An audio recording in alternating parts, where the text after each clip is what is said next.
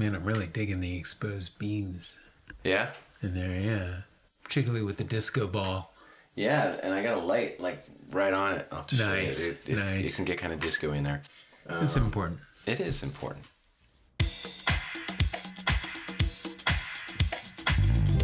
Hey, it's Friends with Deficits. I'm your host, Adam Sultan, and you just heard my guest admiring my home's disco atmosphere. He goes by the name of... I'm not supposed to tell you his name, just to maintain some anonymity around his sexuality and lifestyle choices, otherwise known as kink. We'll cover that and the cause for some other tingly sensations. So let's get started by figuring out what to call my next guest.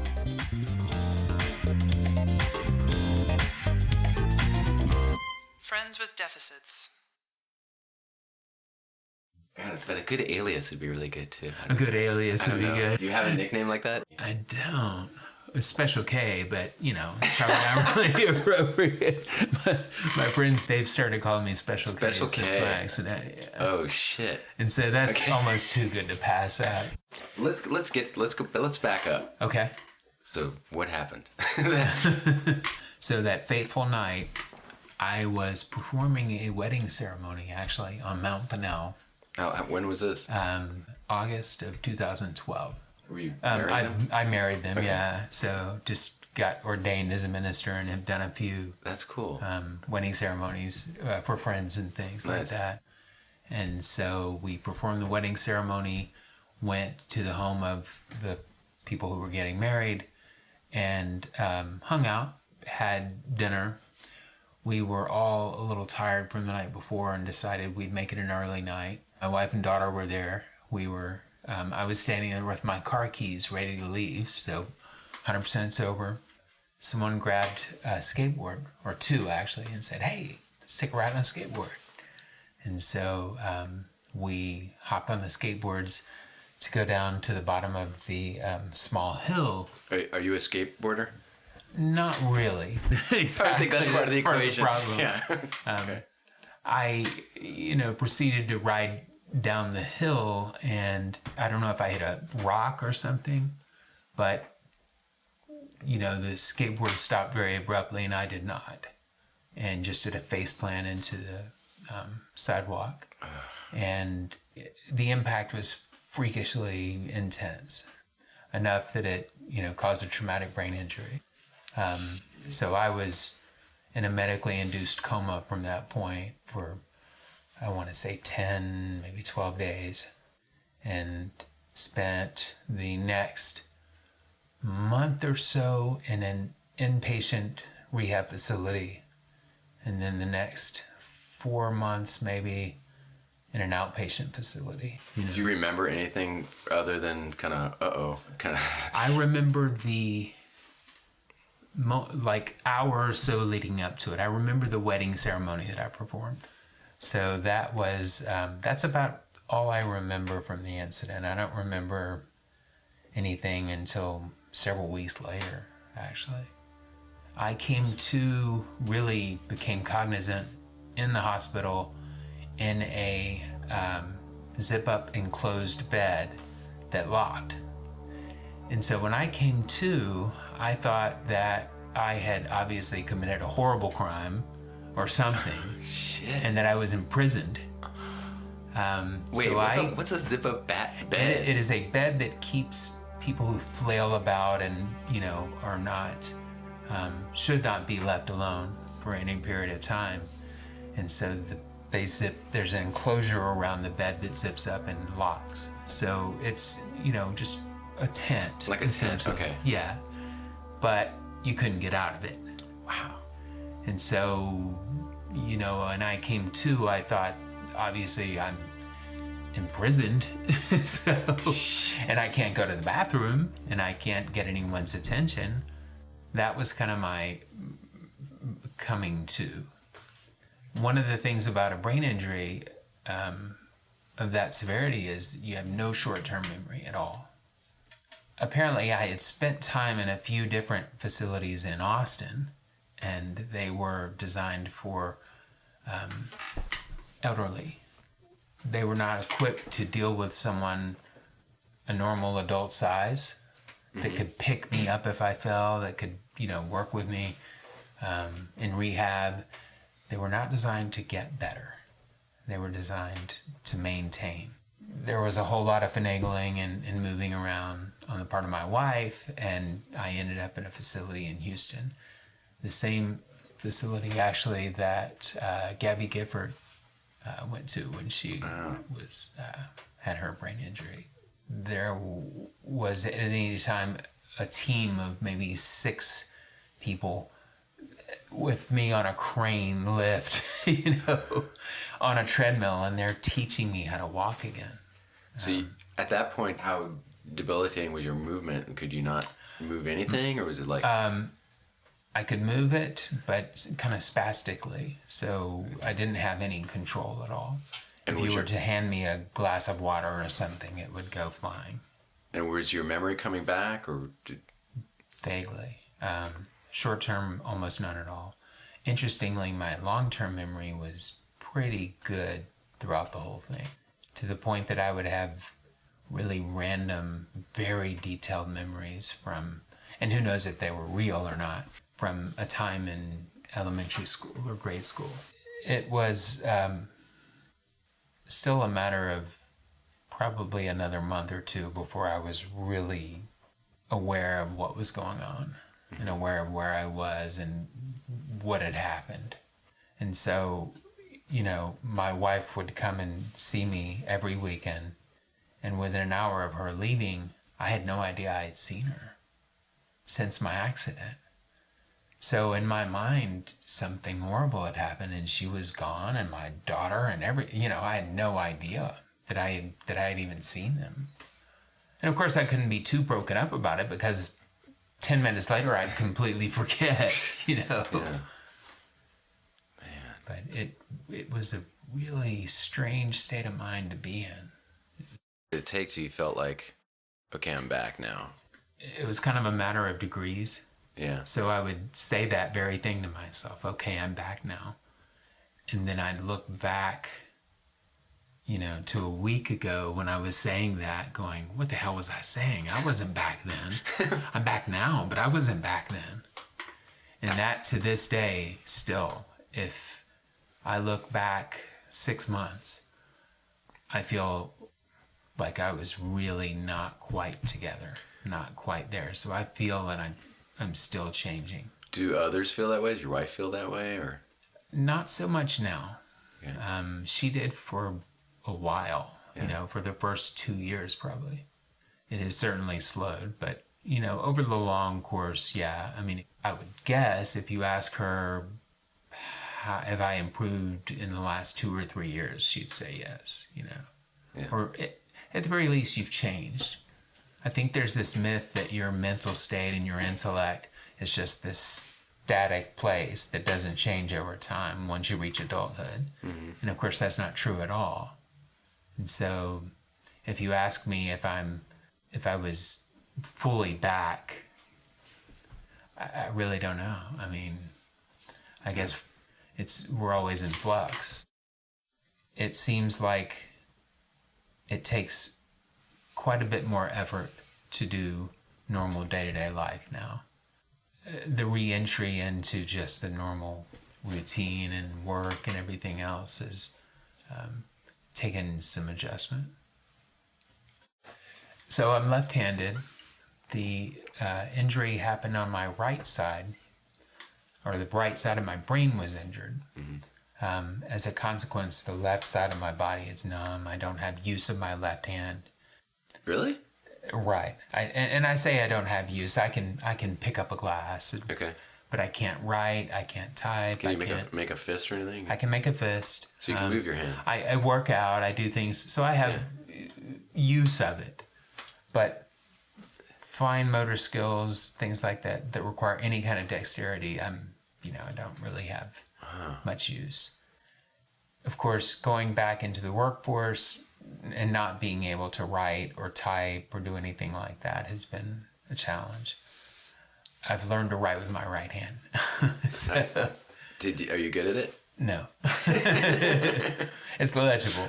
It is, they say, actually kind of a blessing in disguise, because having it be my left hand because I am more inclined to try to use it because it's my dominant hand, Right. or was for so long. If I had injured and lost use of my right arm, I wouldn't give a damn. I just go about I'd drag this dead limb along with me the rest of my life and not worry about it. So the fact that it happened on my left side has caused me to at least try to keep it engaged. I mentioned that I, work out and train with weights and things like that, and I'm able to do that with my left hand. I've lost a lot of strength, but it's not a danger. Can you type on a computer? No. Can you one-handed. I'm one-handed? pretty quick one-handed. Yeah, that's not too bad. I mean, it's not, I wasn't that good to begin with. I do actually practice to try to get my left hand just to learn the muscle memory. It's basically like trying to learn to play guitar for the first time. Yeah, I've done learning that. that muscle memory. I flip it over and try to play left-handed, and it's like, oh, this is what, like, I would get impatient with students sometimes, like, how can you not play like this? And then I will turn over and be like, wow, it's like that's brilliant. Starting over. That's exactly what it's like. What about your feet walking? Is it? My left foot turns in, so my gait is pretty screwed up. And I'm a runner, so that has caused a lot of difficulty. Although I still do it, it's not very pretty. Right. Feels like someone put a high heel shoe on my left foot and it changes size with each step. And so every step I'm trying to adjust and get used to it, and then I take another step and it's all screwed up again. Wow. It's one of the few things I'm real self-conscious about is the way I walk. And, it's a small price to pay. What about how you run? Does it? Once I run, it actually smooths out. It's crazy. I can be on a treadmill running along and you never know. But as I slow down, you can see it. Yeah. You can really tell. And I weight train every other day and then try to just do, run or something. Was that dangerous getting back into? At least weight training? It was a little scary. Yeah. I've been doing it long enough to know how to be safe, and I'm not interested in lifting large amounts of weight or being a big buff muscle guy. Right. I want to work out to live longer and be healthy, and I was told by my doctors actually that one of the reasons I'm able to walk now is because my body was so in shape and I recovered so quickly and was able to take to the training and the rehab. I took the rehab quite well, Yeah.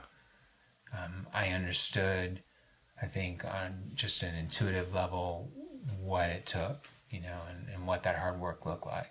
I jumped right into rehab, and I think that was hugely responsible for where I'm at now, because the outlook was really not good for me. Part of my issue is that most of the people who had my level of injury aren't alive. And so it seems like they don't really know what to tell me. Were they kind of like thinking it's a lost cause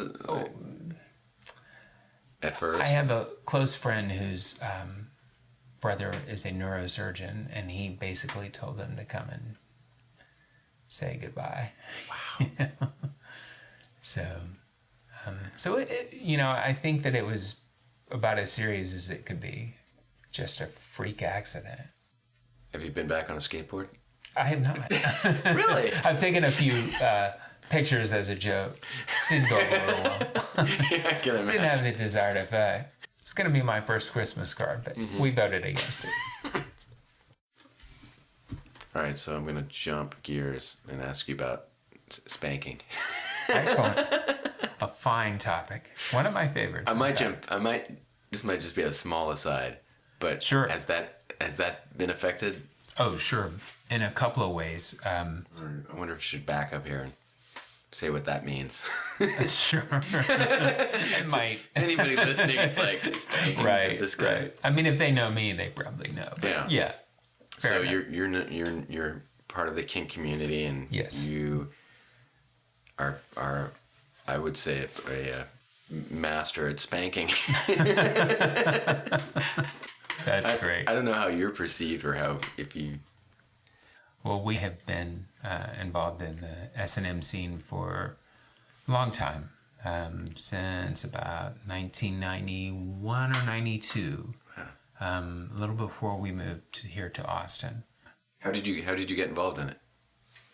I convinced my girlfriend at the time that I was quote unquote doing a paper for school on pain and those weird people who really like it, knowing all the while that I was very interested in it, and did not really know that there was even a world that existed like that. And of course, Houston being a bigger city, it had somewhat of a scene that was not just strictly gay leather scene. And so we got involved, and the cool thing is that it was about half and half, so we got to meet and play with and talk and get to know people from all over the spectrum of where they were. Half and half what? Half gay, half straight, half heterosexual couples that just liked a little spanking on the weekend, right, to people who were fully living in DNS relationships. How did you know, before knowing there was a scene, that you wanted to be part of the scene? I grew up.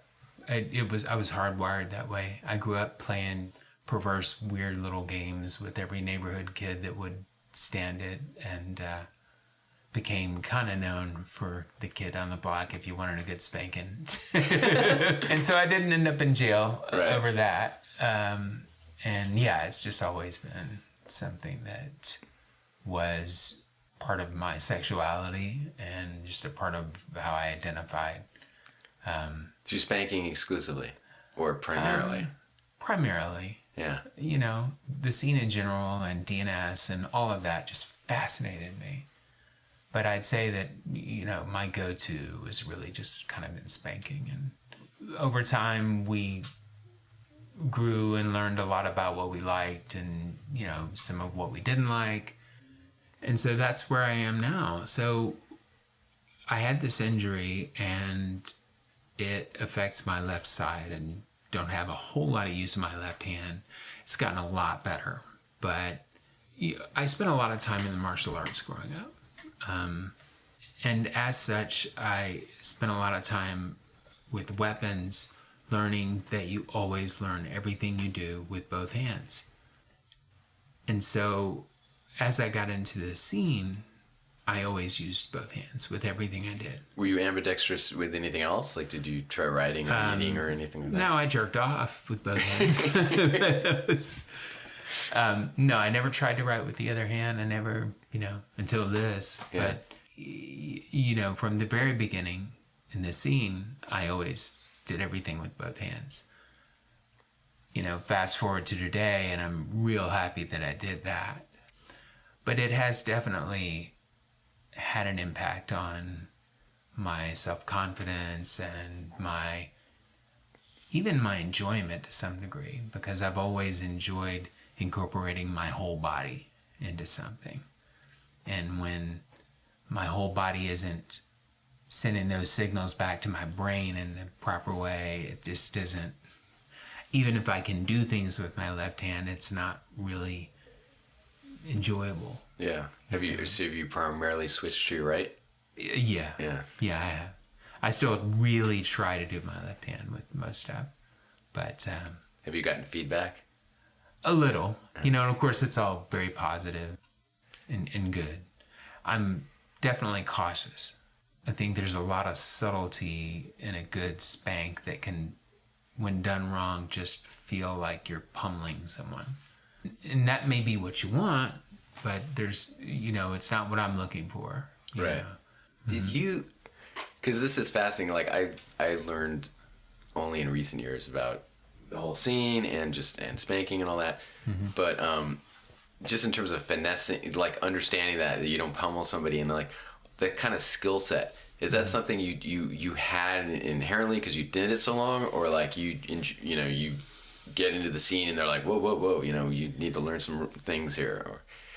I feel like a lot of it came naturally, and I'm not that's not to say I have great finesse, but I think a lot of my ability to do it and not have an unintended effect, not pummel someone or not sting too much or not, anything, came kind of natural, and a lot of it felt intuitive. A lot of it I felt was because I was both a bottom and a top. I enjoyed being spanked every bit as much as I enjoyed giving it. And so I could kind of put myself there in a way. We have met so many amazing people, and I've had so much fun. And it's been such an honor to get to do with people. And I like it just as much, and I get just as excited about it today, as I did back then. I can't imagine not doing it. I can imagine that not being a part of my life. And I say that with the realization that I have a kid. Yeah. A lot of that stuff has taken a back seat, Yeah. For sure. Spanking's loud. It's not real easy. I mean, we would have been better off getting into choking or something. You can do that. Spanking's noisy. So you're talking about it's hard to do. So you have a home life of that as well. I do. Absolutely. I just imagine you only going out to the Sure. clubs and dungeons or whatever. Sure. Yeah. So it's definitely taken a little bit of a backseat in the last 10 years or so. It's definitely something we do when we go out or when we get out to do things like that. So I guess your wife is totally part of that. That's like... Sure. Yeah, we have been both actively involved in it and every bit as much into it, I think, from the beginning. Did you meet through that scene? No, we didn't. We got into it together. So it's been a kind of a journey for us together over the years. Wait, so that's the same girlfriend, or is that a different? It's same girlfriend. Oh, yeah. Wow. Okay. Yeah. So it's been a while. Been a little bit. Yeah. It's been a minute. And there's been no negotiating like, oh, she's more into something else. So if you're like trying to get your needs met, it's a different kind of palette of interests. There have been different interests in different areas that we've explored, or one person might be more interested in, and we kind of always come back to our middle ground. And as fun as all that is, it's fun. It's recreation. I think we feel more solid because of it. I mean, I certainly do. You say it's recreation, but a minute ago you were saying how you can't see yourself not doing it. Like yeah, no, you're right. I realize it's a part of my sexuality for sure. Yeah. That being said, I'm not. We do not have a DNS type relationship, a dominant and submissive type relationship. There's no element of power exchange in our day-to-day relationship. And, certainly that is something that we've tried out over the years. It's been perfectly good. It just wasn't really where we were at. But if she's not, or if you're not in a DNS relationship, but you're also a spanker, does that mean you're all... Like, is she a spanker, or is she just always going to be spanked in your relationship? It's about 70-30. 70-30 you... Yeah, with me spanking, sorry. Yeah, okay. One interesting thing about the brain injury is that because I have this kind of confused, weird sensation going on with my brain, which is a lot like neuropathy, and so there's a uncomfortable numbness and burny, tingly type situation going on. I don't enjoy being spanked anymore. It sends a weird, confusing signal to my brain. It's just something that we don't do anymore. And we probably will over time. Do you miss it? A little bit, because I really liked it. I went into the scene thinking that I was 100% submissive. Really? That's amazing. Yeah. Yeah, I was fully convinced I was never going to be dominant. So. But you'd also spanked a lot when you were a kid or something, right? Yes, absolutely. But from a DNS, dominant and submissive type standpoint, I was only interested really in being submissive. So when was the first time that you either had the opportunity to be dominant? Somewhere early on within the scene, and I think that it just kind of came up, why don't you try it? And I knew that I liked giving that sensation, and just slowly, gradually built my confidence up to be able to do it. You definitely paid your dues in my limited experience with you. It's like you could have fooled me. What's the first, your first kind of foray back into it since the accident? Oh gosh, there have been a few parties that we've managed to go to. I honestly can't tell you my first, but I'd say over the past year I've made a few appearances that we've gone to parties and just kind of slowly working my way back to it. It's still something that I'm not 100% comfortable with because I'm going at it with one arm, which is kind of just odd to me. I don't feel like my whole self is engaged, not my whole body, but my whole brain. Like, yeah. I just don't feel like all of me is engaged in it. That's right. Your style, if I recall, is kind of like bongos. Yeah, right. Like a paddling. Yeah, just with both always had my whole body kind of poured into it. So, but it's just a matter of, slowly kind of working, getting that muscle memory back. Is that more a kind of a, like, I don't know how serious it gets. Like if you come back and, like a massage therapist might be going to the same person expecting a certain kind of massage, and suddenly if the technique changes, it's like, what's going on? I don't was it like I've that? not encountered anything like that. Okay. If anything, I think the people that I've engaged in that with have been close personal friends who were so elated to see me standing there actually doing anything. Yeah. Particularly doing something that I clearly love and clearly identify with, that they were filled with joy over it. So That's great. It's a matter of just going at it over and over, just like trying to write, just like anything else that I do, that I'm trying to kind of slowly get used to again. With the exception that this is actually a whole lot of fun. Yeah. No, it's a little bit better than the... Yeah. I'm amazed that, like, I'm kind of envious because I don't have any of that hardwired stuff. To me, I'm like kind of a spectator, in that department. But sure, it's just so interesting to feel like that's never wavered for you, or has it? Like, has it just been like, this is my sexuality, this is what I'm into, this is my scene, and that's it?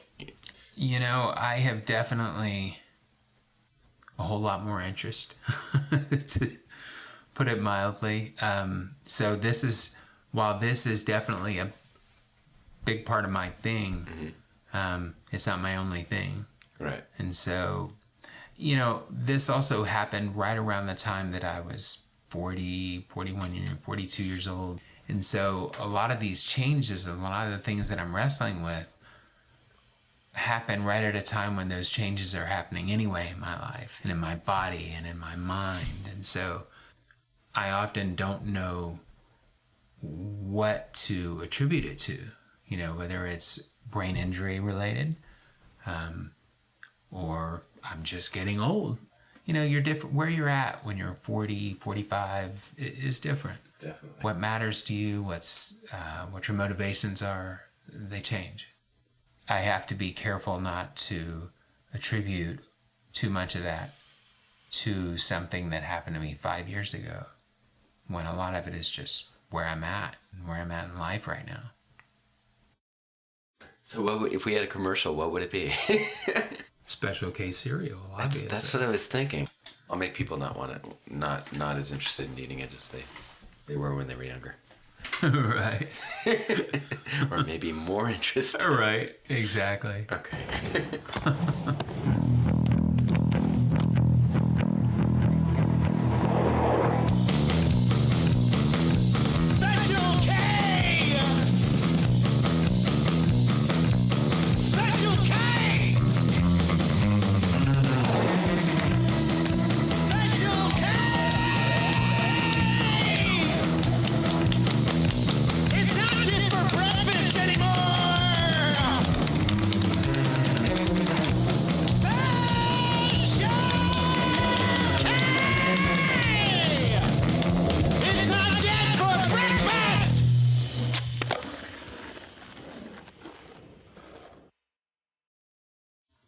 All right, here's an odd question that I ask almost everybody.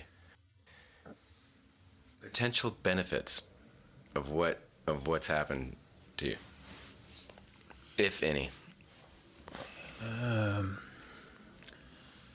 I guess I could take the easy way out and say that I really cherish each day, and I'm so happy to be here. And to some degree, that's absolutely true. I have had to refocus and kind of recalibrate my body and my mind in a way that I have not had to do in a very long time. And that has been challenging, but beneficial, heartbreaking in some ways. It's sort of sped up the clock. It sort of made me feel what it might be like to be 30 or 40 years further along. You know, I see a lot more doctors than I ever have. I take a lot more medication than I ever have, or ever thought I would, you know. And so it feels like a glimpse into the future in a way. And, you know, that's not bad. It's made me realize that I'm still going to be me, and I'm still going to be okay. It's been tough, but it's been kind of relieving to make that realization. I haven't really thought about these things or spoken them at all since my accident. So it's interesting. It's made me kind of really think about it and put it into perspective.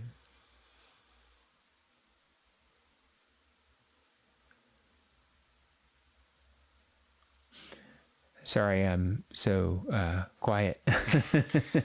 That's okay. Had you expected, like when I first contacted you, were you kind of nervous about talking about something you hadn't talked about, or did you not think you would talk about it? You know, honestly, I didn't give it a second thought other than just a chance to hang out with somebody that I hadn't seen in a while and, you know, visit and Cool. talk Cool. and get to know each other. So it kind of, talking about it and thinking about all of that, it kind of brings it back in a way.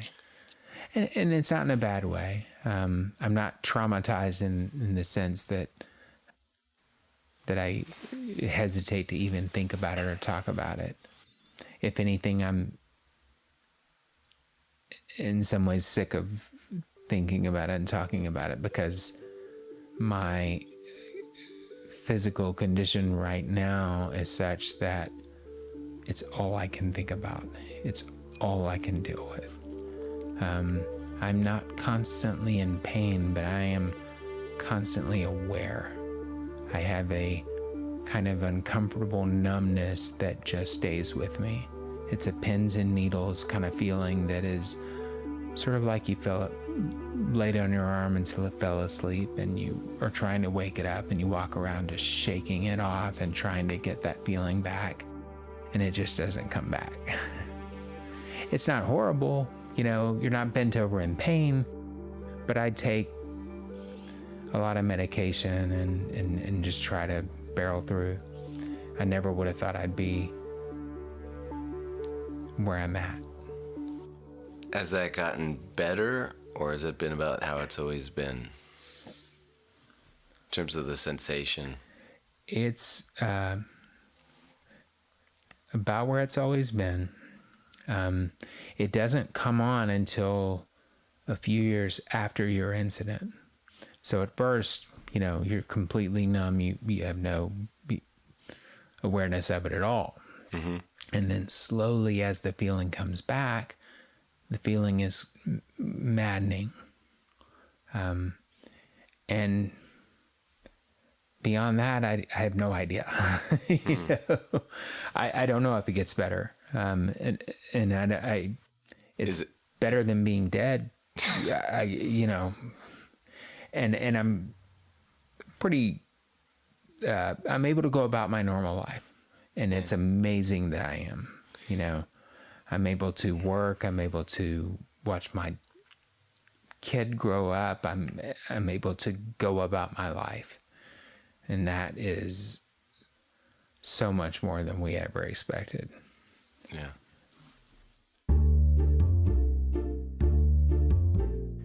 All right. A special thanks to my special guest, Special K. I'd also like to give a shout out to Andy Nolte, who provided some additional music for the show, and to Mike Sines, who sang or screamed the Special K commercial. You know how you just found this podcast and then listened to it? Well, if you enjoy it, you can rate and review it on Apple Podcasts or Stitcher. You can also support the show at patreon.com/friendswithdeficits, where I'll be posting some outtakes from this episode that get a little deeper into things. Sign our mailing list and connect with us at friendswithdeficitspodcast.com. Again, thanks for listening. I'm Adam Sultan. High five. Ow. Do it again.